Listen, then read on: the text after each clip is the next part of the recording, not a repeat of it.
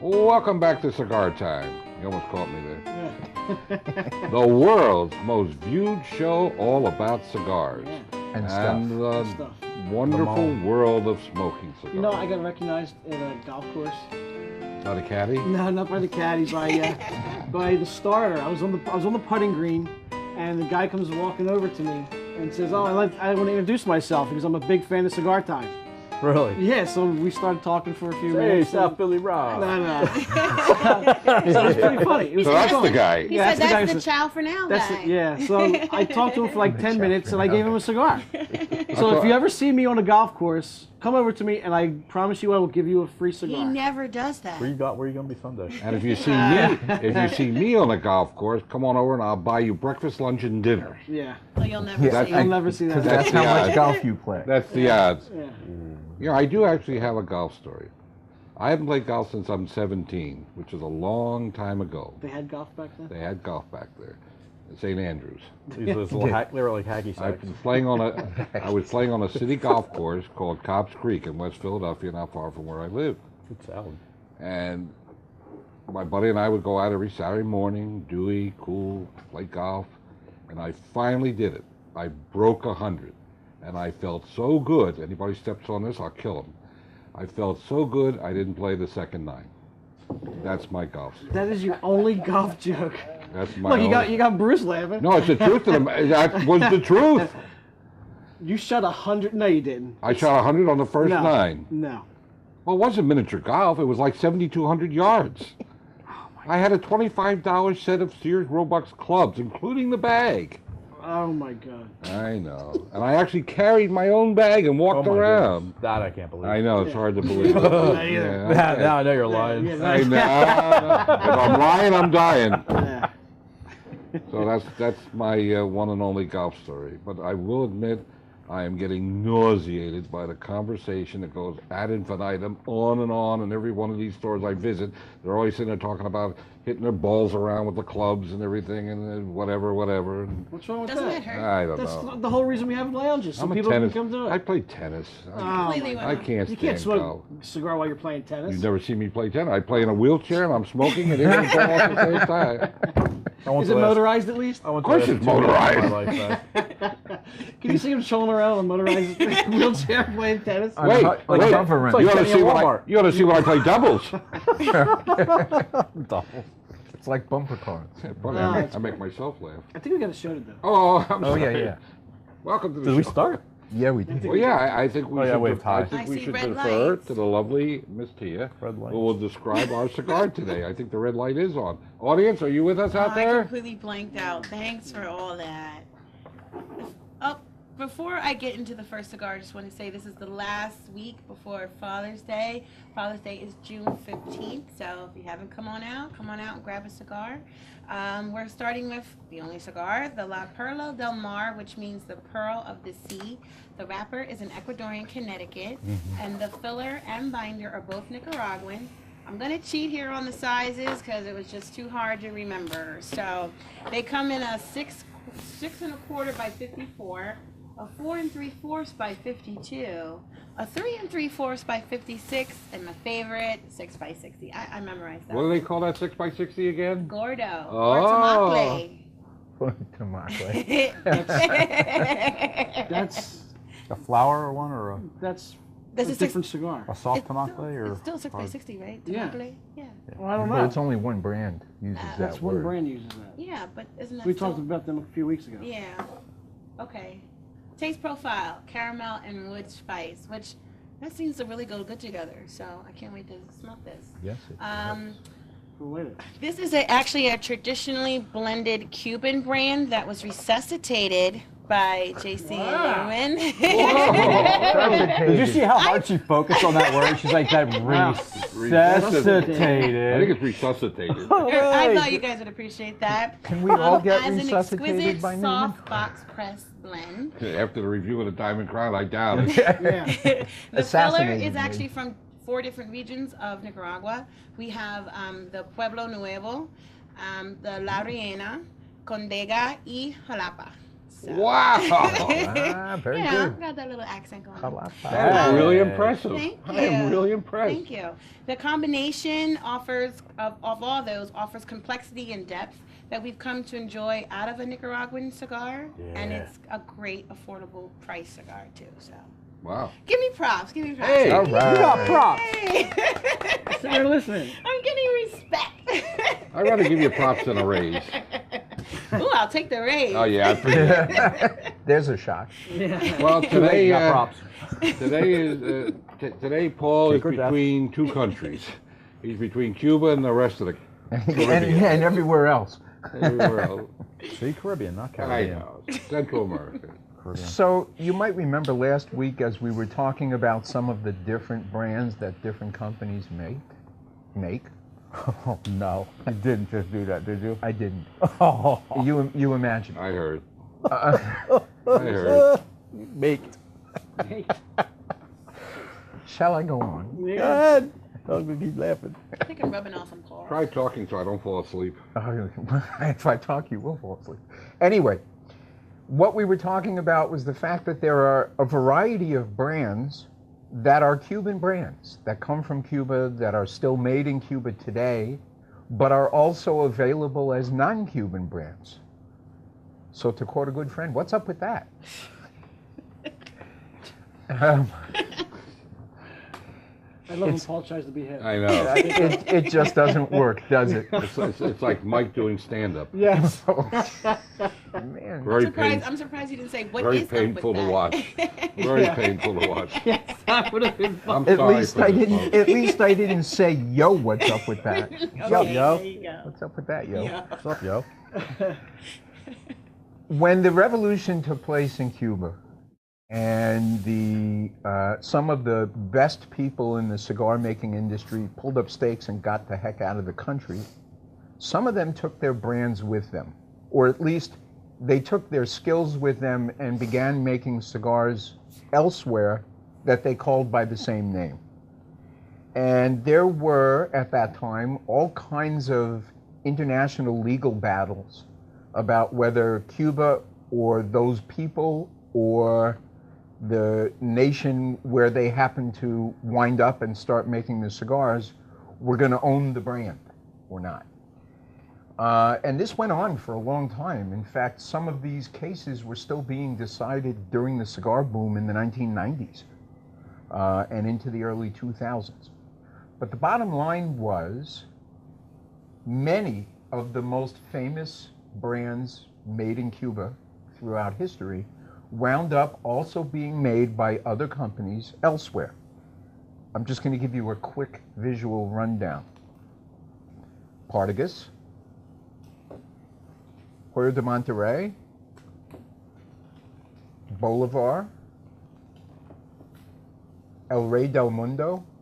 Every one of these are spectacular Cuban cigars, by the way, and fairly spectacular non-Cuban cigars too. Punch, La Gloria Cubana, Trinidad.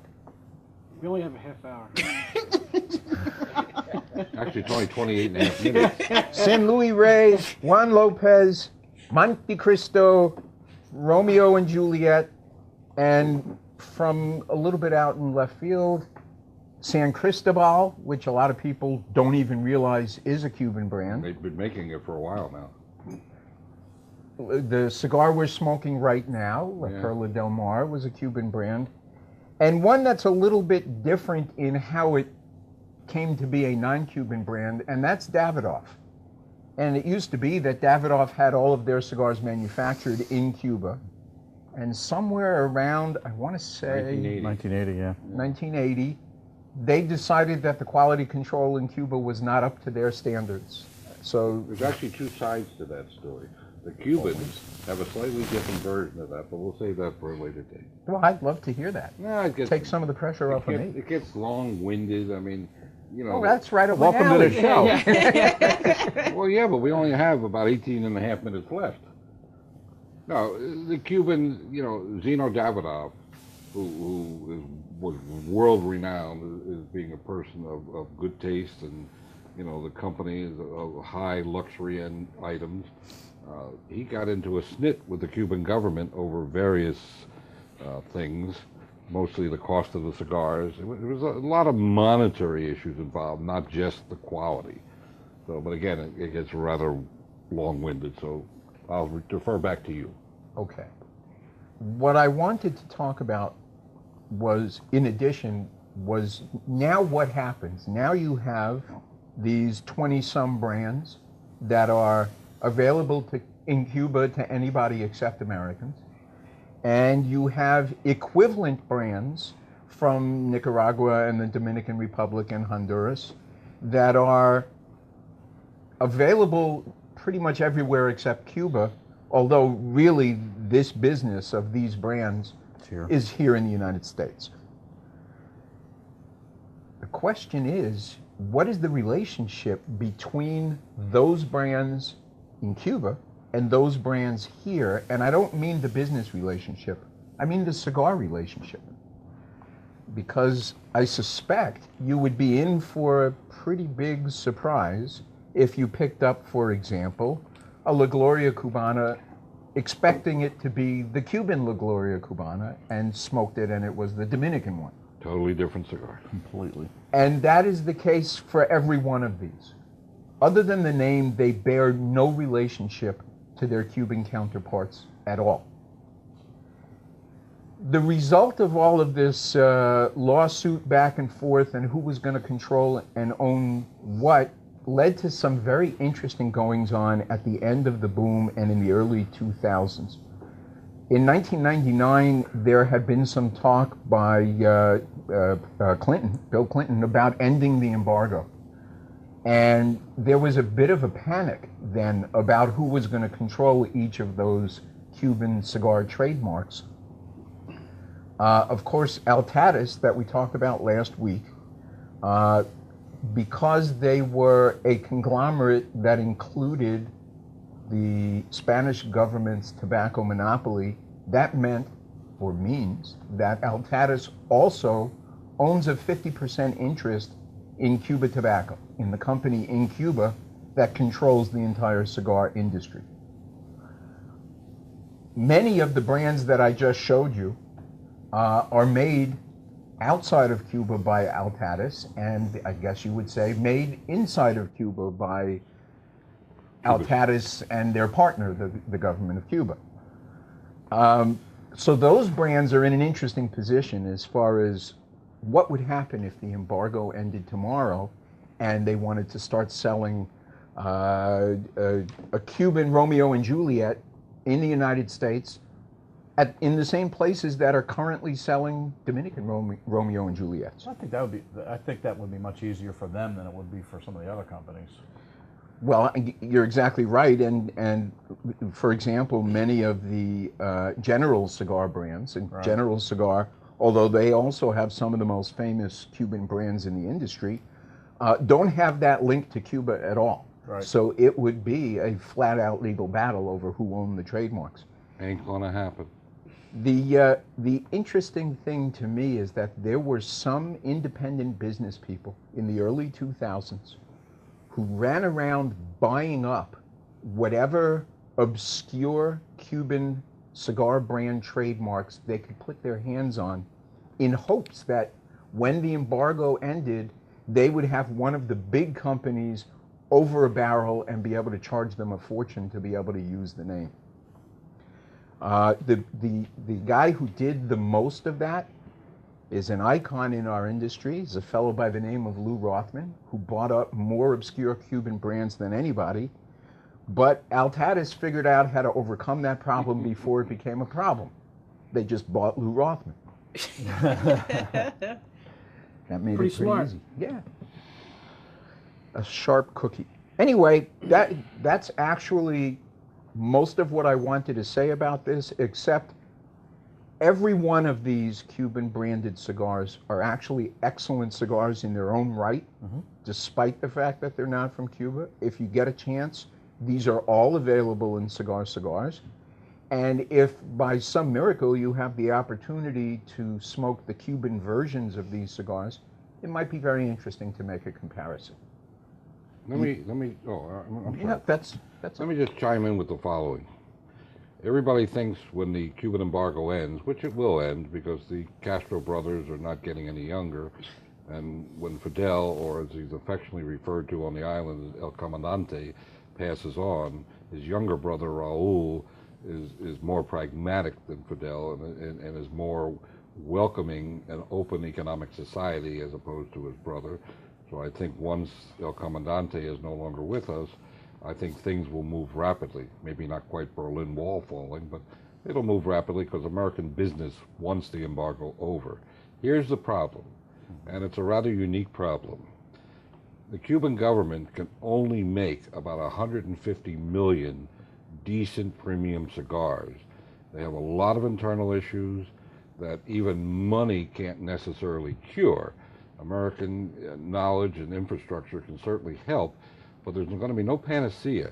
The distributors, especially the Spanish government and the French monopoly in several European countries and Middle Eastern countries, South American countries have supported the Cuban tobacco business for the past 50-odd years, and they're not going to all roll over and say ship all the good quality Cuban cigars to the United States. It's just not going to happen overnight. What I think you will see initially is some blended cigars. Some of the companies in this country that have their roots in Cuba may be able to secure bundles of tobacco and blend, especially with Nicaragua, blend hybrid cigars of Cuban and Nicaraguan, and perhaps Dominican and Honduras as well, cigars. But I don't think you're going to see a flood of Cuban cigar boxes come into this country anytime soon after the embargo ends. It's going to be a long period because there's so much that goes into growing tobacco, as Paul can certainly enumerate on, that it takes years to cultivate fields, expand fields, because the Cubans have been using a lot of fields that could go for tobacco growing to grow food stocks, which they urgently need as well. Tobacco is a luxury item. It's an export item, yes, but it's not anywhere near their largest export item or money-raising item. Food stocks, minerals, and tourism are the big items in Cuba. So as much as we all love cigars, and we all wish that the embargo would be over, and yes, there is a quality factor of Cuban cigars sometimes, but the last 15 or 20 years or so, it's hit and miss with the quality. As most of you know, I spent a lot of time in Cuba. I've been there many times, all legally, with license from the State Department. And I've made many friends in the Cuban tobacco business, which I still talk to today.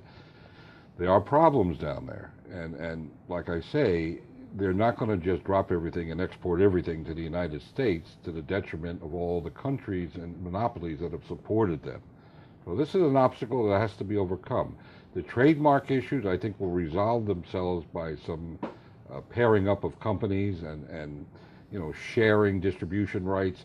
I think the internal struggles, which I also was privy to in the late 90s, will resolve themselves.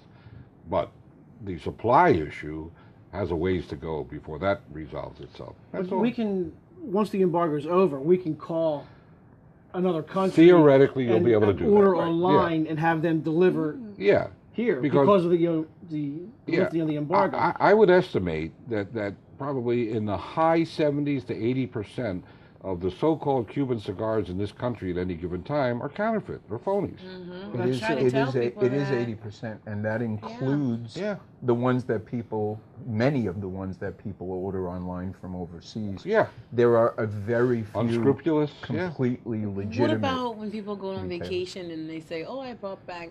If you buy a cigar in certain countries, any of the islands, Mexico, you're getting what the Cubans refer to as turista grade, which is not rolled in the 8 city factories. It's suburban. It's not necessarily the choice tobacco from Western Cuba, the Yota Abajo or the Pinar del Rio, as it's commonly known.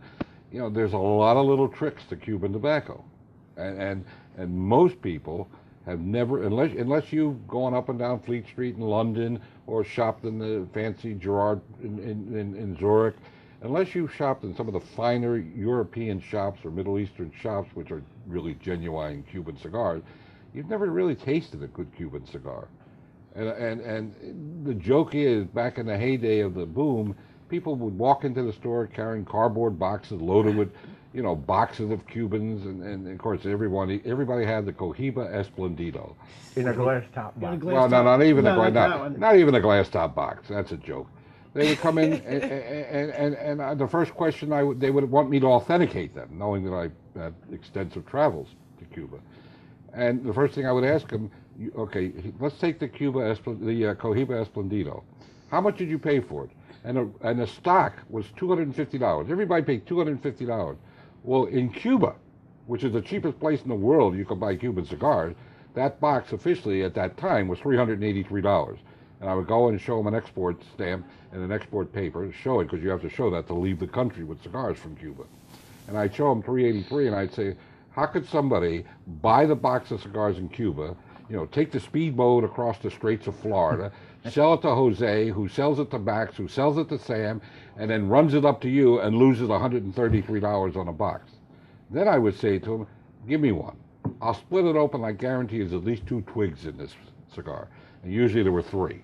Wow. So many people got, you allowed to say screwed on TV? Sure, go ahead. You Okay. just did. So many people got screwed on out of their money, but that has calmed down. Most of the phonies that I see flying around are made in either Miami or in the Dominican Republic. But you know, be on guard. You know, before you shell out your hard-earned money for Cuban cigars, I mean, just caveat emptor. Just be careful. That's all I got to say. Oh, Bye from us. it's time for a commercial. Ooh. Commercial. What's A that? commercial. A commercial. Wow. We have a goodie pack.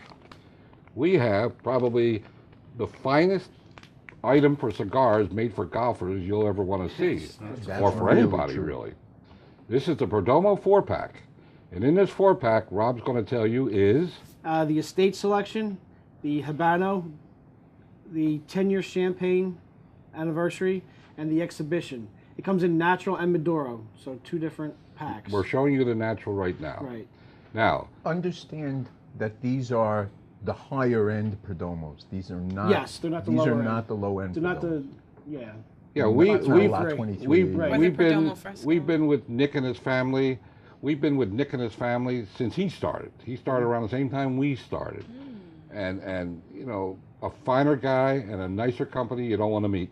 I mean, they're just great people. I mean, they're just wonderful people, and we're very proud of our association with them. And this 4-pack comes in a humidified pouch, which will keep these cigars fresh for a very long time, and you can reseal it.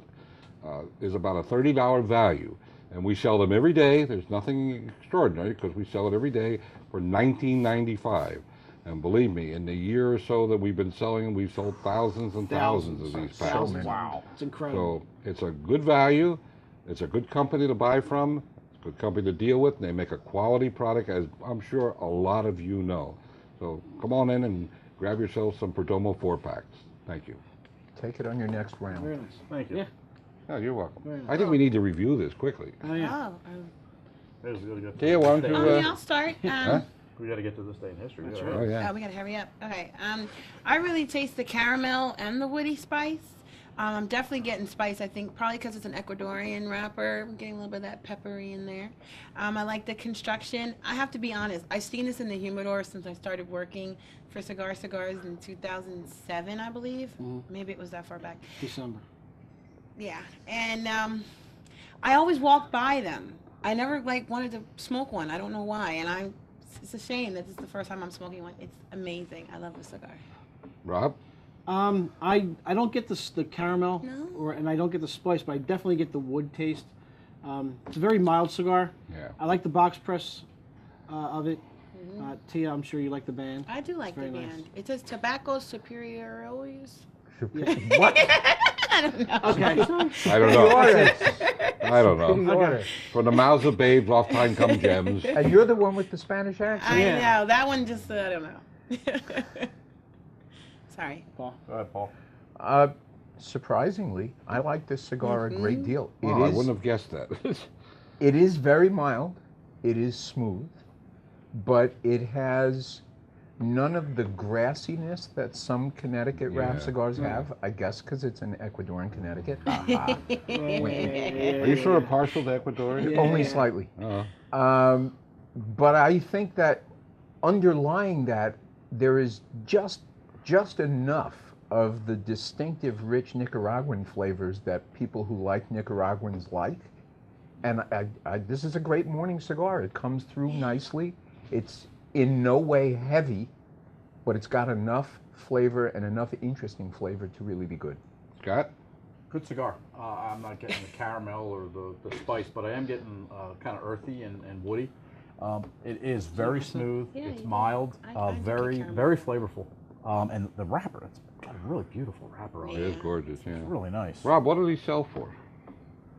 I think it's like $6. I was gonna say around I think it's $6. Yeah, it's right around It's $6. affordable It's price. very inexpensive. Very Yeah. popular Not very price. it's inexpensive. So. I echo everything the panel said so far. I mean, I can't disagree with anything. I'm not getting the caramel either, but it's well constructed for the price. Good cigar. So let's rate it. We're gonna have 4.25. Rob. 4.5. 4.25. 4.5. You're the deciding vote. I'll give it a 4.375. That's where it comes in Which the middle. is exactly You know where You know Yeah, why I think I exactly. passed this cigar? That's like Because how I I don't like figured the that all out. box. The box is not very inviting. I think that's why No, I but passed the the cigar is very inviting, Yeah, but I especially think at that's the why price. when we talk about marketing, I think that's why I kind of Yeah. stayed away from it because I why didn't I like should the be. box. That's why I stayed away from Padron for so long, and then suddenly I tried. I'm like, Oh my God. Yeah, right. no, I did for a long time. Yeah, and he then I said that finally had one. I'm before. like, I know holy you cow, did. what have I been missing? Yeah. Wow. And don't forget, it's Newman month. Yes. Oh yeah. And this is a Newman cigar. Yeah. That's right. If you buy any 4 Newman cigars, the Perla Del Mar, Brick House, the Diamond J.C. Crown? Newman Diamond Crown, the Julius Caesar, and the Maximus? Maximus. I think there's one more I'm missing. Brick House? I got Brick Yeah. House. Oh, Anyway, okay. if you buy 4, the first 25 customers at each store will get a gift certificate to the J.C. Newman Connoisseurs Club. And for that, you get a T-shirt and 4 more premium cigars. And these are Ooh. like one of them is a super premium cigar that Yeah. you get. So Wow. And we're also giving away 4 or 5 trips to Tampa. absolutely. All expenses paid. Airfare, hotel, tours, meals, whatever. The hotel we stayed in was fabulous. Yeah, it was great, awesome. So great. Has I didn't the get to go. rooms He are just likes huge. to rub it in. Yeah. The factory tour. rooms. The factory tour is unbelievable. Did you get your Yeah. own room? You Yeah. will be, Awesome. yeah, There's you 3 will rooms. be Had a impressed. kitchen, a living room, and a bedroom. It was Hot tub? huge. Wow. Hot tub, yeah. All right, all right. Wow. Hot dog. Did you go? Did you smoke in your hot tub? No, I didn't go. Did you smoke in your Somebody hot had the tub? bet. No. No. Somebody had to Was stay it? behind and do Were all the they work. non-smoking rooms? You know what? I don't know. You never. Because I won't. Yeah, I know. You Oh, you don't stay anywhere you But can't you know smoke. what? There's a patio Oh, out yeah, back. gorgeous Oh my God, patio. we sat there till like 2 o'clock in the morning, Cool. smoking cigars. It was awesome. I can't Well, tell you how many times our I've last set off segment to is going to smoke a be lot. on this day in history. We get to say goodbye. So, Yeah. Actually, you know what? In 1948, Chuck Yeager broke the speed of sound. on the Bonneville Salt Flats. Yeah.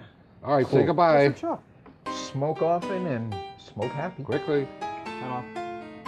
Let's see. Quickly. Oh, smoke sweet. Bye. Ciao for now, everybody. I like my smoke sweet. Again, on behalf of all the family at Cigar Cigars, we thank you very much for your loyalty, your comments, your patronage, and above all, be safe out there. Go Phillies. Yeah, go Phillies. go Go Phillies. Go Phillies. Thank you for viewing, and we'll see you next week.